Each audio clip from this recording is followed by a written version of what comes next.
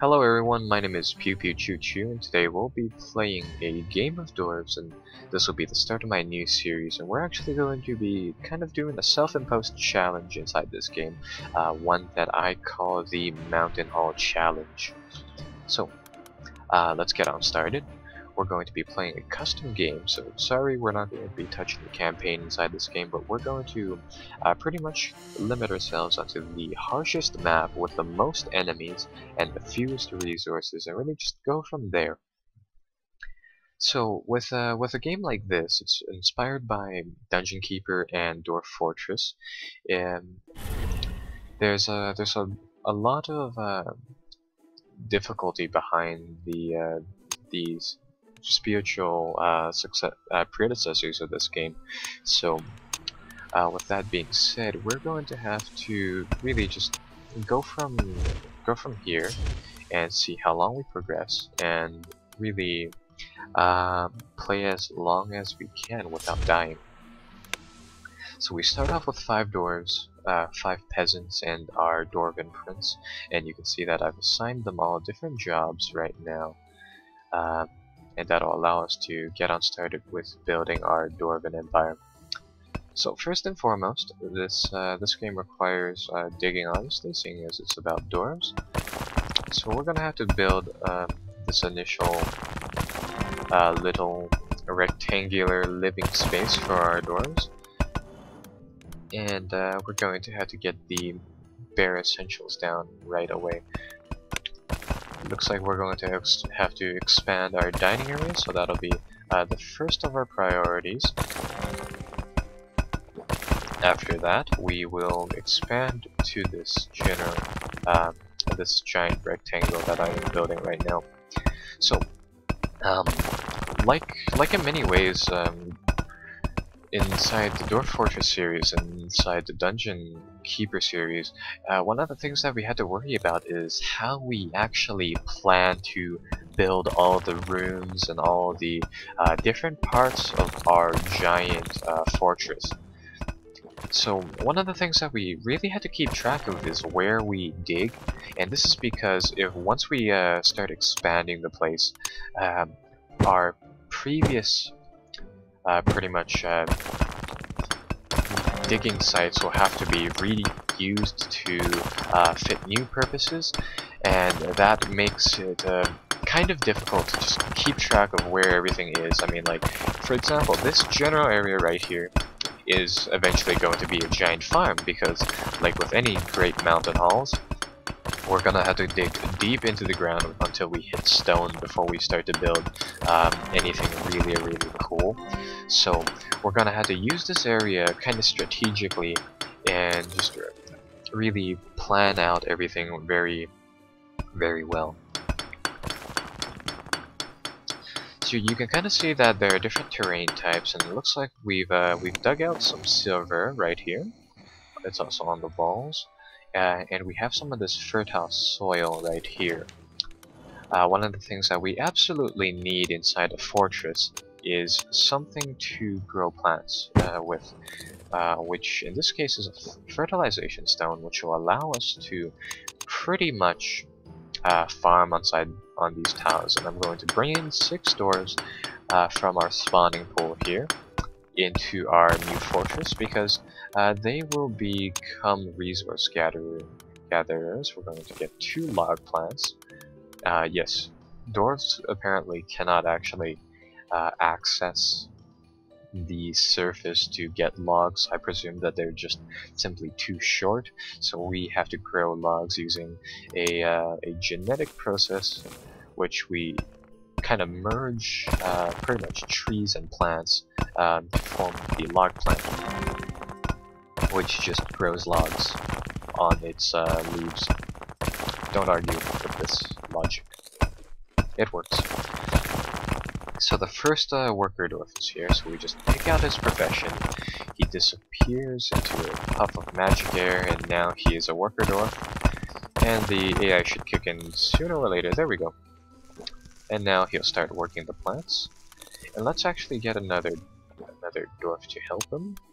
So we'll have 2 workers working the stuff down here, and they're just going to be gathering food for us. as well as some other stuff such as logs and other miscellaneous growable things that we'll find later on. Alright, so now we have this large central area open. Now we can actually get started on getting the good stuff. We've got some iron in the floor here, so we're going to mine all of that out, and we're going to take out all the iron that we can currently see. Oh no, he's trapped down there. Oh well. We're going to have to build a ladder to get this dwarf out, so let's put that there. And this ladder will actually allow us to access the other level here, and from this place on we can pretty much expand into another layer of soil, right? So that's kind of how the general progression of this fortress will be. You can kind of see that once we start gaining some silver, we also gain some resources to go with that, or money to go with the silver, I guess. Let's mine out all of the stuff up here, which I believe we can do. No, maybe not. Well, there's some more silver down here, so let's take all of this stuff out here.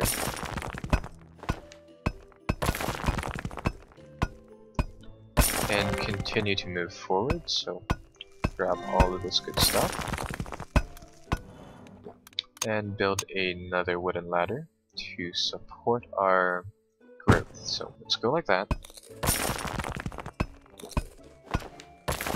And we can actually build another little farm here too, so that is pretty good.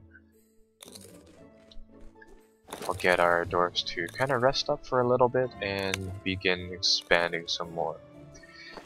The stuff down here you see, the question marks are just various different rooms down there, so there's that danger of digging into the unknown, which means that we'll have the chance to run into some nasty goblin-like creatures down here. So we're gonna have to be a little careful with our digging, especially because there are just so many around us right now. Let's just build some more ladders for this poor fellow over here, which has the unpleasant job. Uh-oh. It looks like we've entered one of those rooms right now. This one wasn't that well located, so... But fear not, we can kind of puff him away, so we've grabbed him inside our magic duffel bag, I guess, and we can actually just kind of pluck him down somewhere else like that. So that's a kind of a cool feature. Now that he's up here, we need to get the military dwarves, so you and this person right here. Or scratch that, we'll actually turn another dwarf into a military dwarf later on. Right now we need another worker to kind of get some more food. And we're going to send the military dwarves to kind of deal with all the spiders down there. In the meantime, it looks like we're going to have like a food shortage, so let's grow some more carrots. Uh-oh. I hear some more of that puffing sound, which means that spiders are actually trying to invade us right now, so that is quite problematic. Let's see how well our dwarves handle this epidemic. Yeah, you can see that the spiders are going for our food production, but fear not, our dwarves have killed them off. And it looks like we'll need another one of those stone things to help us produce food. Let's get our food production back up and running, because right now we actually have no food. So, I can actually buy some, I believe. No, maybe not. Maybe not. The problem is that if I don't buy any food, our dwarves will starve given enough time. So we really need to be careful with that. I'm going to make another one of these worker dwarves just so that they can get on started with collecting more and more food. And as soon as the food is collected, our dwarves are already kind of eating it, because well, that's one thing that we've neglected on, which is getting food. In the meantime, I'm actually going to jump down here, and you can kind of see that inside this room. Well, first and foremost, there are some of these cocoons. I hear the sound of a dwarf dying, I believe. So we lost one person. Let's sell his gravestone. That never happened. and we can just buy another, so it isn't that big of a deal. But as I was saying, going back there, we have all of these cocoons and just stuff over here that we can sell to earn a little bit more money, which is very, very helpful. And we have a dwarf actually trapped inside the cocoon right here, so we'll actually get another member, another dwarf soon enough, which is pretty good. As for our mining team, let's see if there is anything worth exploring down here. Well, there's some silver, which we can collect, and I guess we can kind of round off this room like that. Oh yes, and there are some portraits on the wall, and we're actually going to be taking these portraits, and we're going to come over here and just kind of put down the portraits inside our little dwarven living room place. Dwarves are rather upset right now. You can kind of see our health bar or our happiness bar going down, so that kind of means that dwarves want some, well, first and foremost they want some seats, so we'll give them 2. And they also want to get their little dwarven society decorated. Let's put in a cupboard right here so that they have something to look at and admire whilst being inside their little living room right here. So there we go. Now we have a cupboard, and they'll all be really, really happy with all of this. And we can actually furnish this room, so let's do that. Let's get some stone floors going inside this room.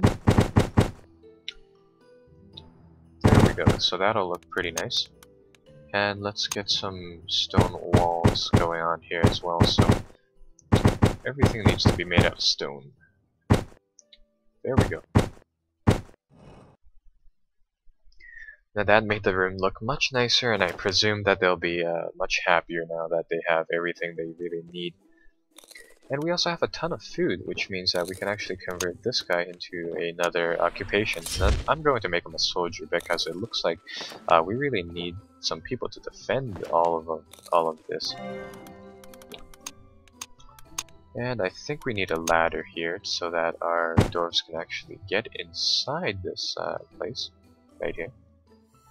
There we go. Now they come down here. So what they're going to be doing is that they're going to destroy all of the nasty spider webs down here.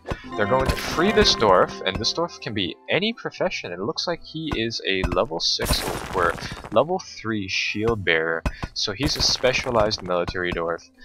There is a tech tree in this game that I'll show you guys in a minute, but he's somebody really special. He's one of our elite units, and we have this pile of gold that I can sell for more money if I really wanted to, but right now I don't want to do that just yet. First things first, let's free up all of our dwarves from that place right there. And let's continue mining and excavating and doing all of those things that dwarves love most. It looks like we've actually finally hit the bottom of the rock level, which is very, very nice. Let's grab some of that stone from up here as well. And continue forward. Did another dwarf die because of something? Let's take you, and we'll just move you up here and poof you. There we go. No, he was just really hungry, I guess. We still have 11 dwarves, so I guess nobody died, really. Now down here, we could do some more mining, grab all of this good stuff. And what this is actually doing is that it's training the dwarf in mining, so that right now I just kind of want them to mine all of the dirt out and all of this stone right here out. Because as soon as we get into the deeper layers, mining will become harder and harder as we go on. Obviously, that's not something that I necessarily want. I don't want like rookie dwarves trying to mine all of the dirt and they'll be going really slowly, right? So let's just grab all of the good stuff that is near where we are right now. like this. How did this guy die? That is rather strange. Oh, that's right, we have more than, I believe since we have more than the population cap, maybe that's kind of the reason why he died. So the game just kind of balances it out like that, I guess. But the good thing is that we do get to keep the warrior dwarf, which is the higher up one, really. Now, since that other dwarf is gone, we're gonna have to sell this gold right here because we do need the money to pretty much buy the next level inside the spawning pool. The spawning pool is kind of the lifeline in our fortress, so it is fairly important. We've gained a ton of gold from just kind of mining up stuff like that, but we can't necessarily sell any of this good stuff. Let's just establish a secondary mine so that our dwarves can kind of work their way forward. Now, how are we going to do this? Well, we need a dining bench so that they have a place to eat and pretty much rest up. But for now, we need some more food and some more logs. So let's go with 2 more log plants and 2 more. Let's get some of these white mushroom plants actually. Add some uniqueness to our fortress.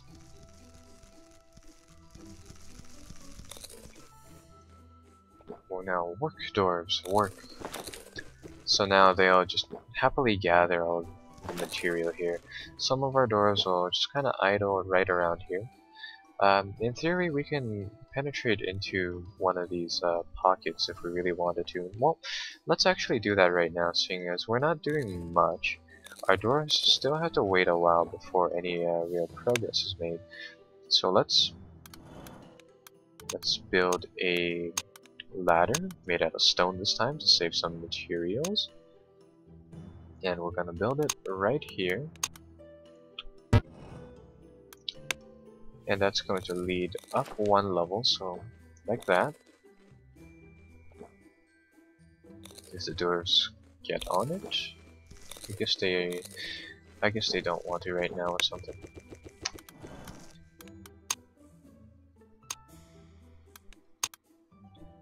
See, how can I do this? How can I do this so that we can build the ladder upwards?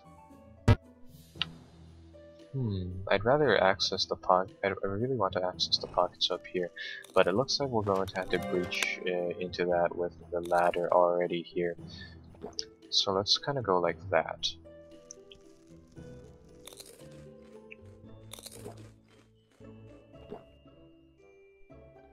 Alright, so now, given some time, our dwarven miner, the last dwarven miner, will breach into that cave and then the military dwarves kind of take over. So let's actually get the military dwarves. I'm going to puff them away. So I've pretty much stored them inside my queue of units. And now that we've found this little spider lair, let's drop them here. Forge! There we go. Oh, we found some more spiders, and it looks like there's some more trap dwarves. 2 trap dwarves. Some more military dwarves. That is good.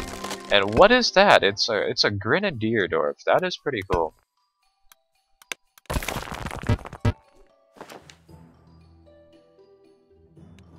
This dwarf got himself trapped into this little pocket right here. So we're gonna build a ladder to get him out. There we go. Sell all of this stuff. We had to sell the piano, unfortunately. I know it would have been nice to keep that, but we're gonna have to get rid of all of that. So now our dwarves should have some more room to kind of go with, and they're going to be fighting these 2 spiders.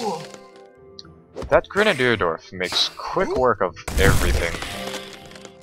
That is very, very good. So now they're going to kind of clean up the area, get rid of all the spider webs, and free up this door right here. Rather interested in seeing what he'll become. More military dwarfs.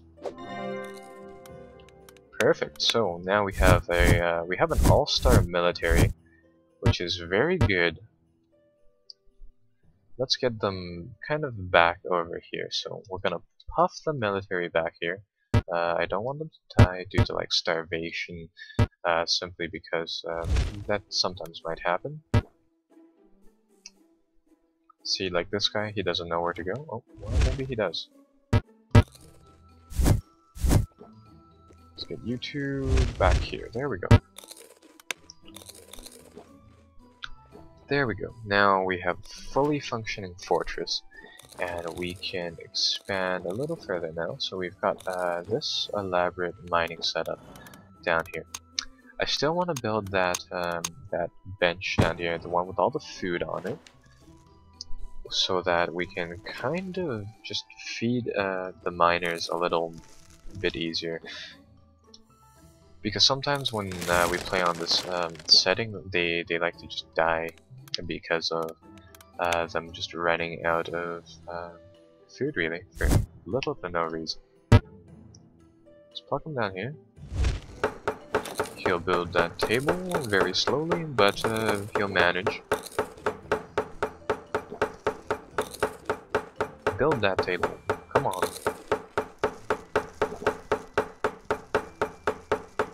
Okay, there we go. And he's probably going to eat something. Yeah, there we go. Alright, so now that that is done, we can dig deeper now and really go into the ground. Let's excavate everything down here.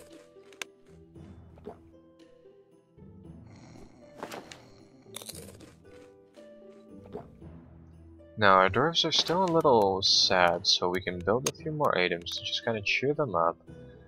We can build a few more of these stone cupboards, but they're not necessarily that important right at this minute.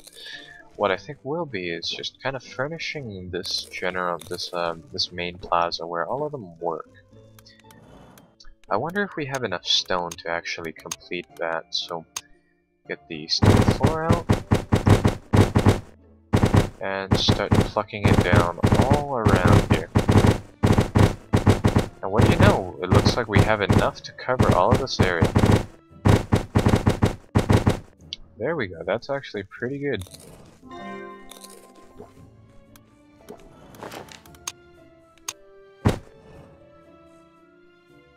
So now you can see that the happiness meter goes up by a lot, and we're kind of back near the even point.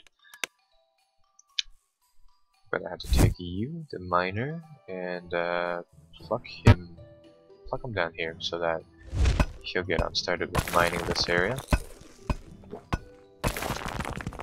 And perfect, he's actually found some iron ore over here, so we can kind of expand deeper into the ground by a little bit now that he's found that mineral pocket. And we can actually get that iron, and we can sell it and expand our population cap, hopefully.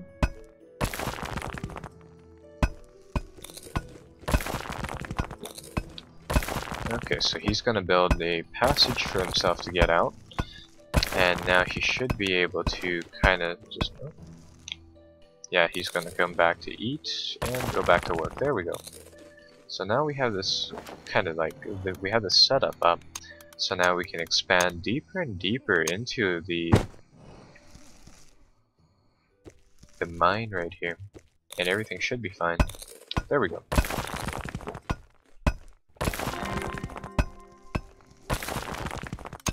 In fact, I believe we should have enough to just kind of sell off some of our resources. Or maybe not. We have enough iron. We can buy iron, but oddly enough, we can't sell iron for some reason. I remember we can. All of our sell options are kind of grayed out for some reason.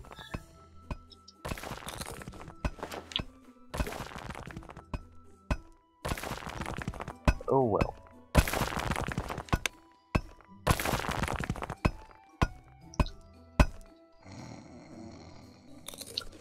Now we dire need a second miner, so it would be really nice if we could sell all that iron ore that's just kind of sitting around. Sadly we can't. don't know what the reasoning is, but we just simply cannot sell it. Maybe they already have enough iron. Ooh, there's a pocket of gold right here though, so this should have enough money inside it to kind of allow us to build the next and greatest thing.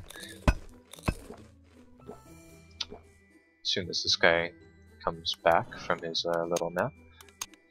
And we can actually just kind of hurry his sleep up by a little bit by building a bed down here. The crafter is still down here, so the crafter will kind of help him out with that.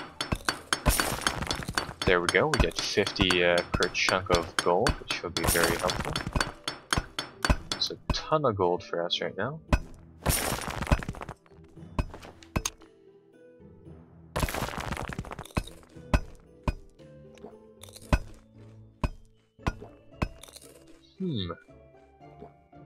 Oh, that's why we can't do anything. I noticed that the gold isn't actually rising as we were digging those, but the reason is that we need to build some of these chests.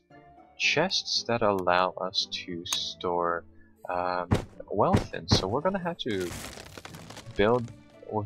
build 3 of those. So this crafter, as soon as he wakes, I'm going to have to teleport him back up to the surface so that he builds the stuff. So now he's here. Ploof, he's up here. We've reached our maximum storage capacity, which is right from here. I didn't realize that. I thought we could store a little bit more than that, but nope, we need to build some chests. So now that raises it to 100. Now I can finally sell all of this iron and trade it for gold. There we go.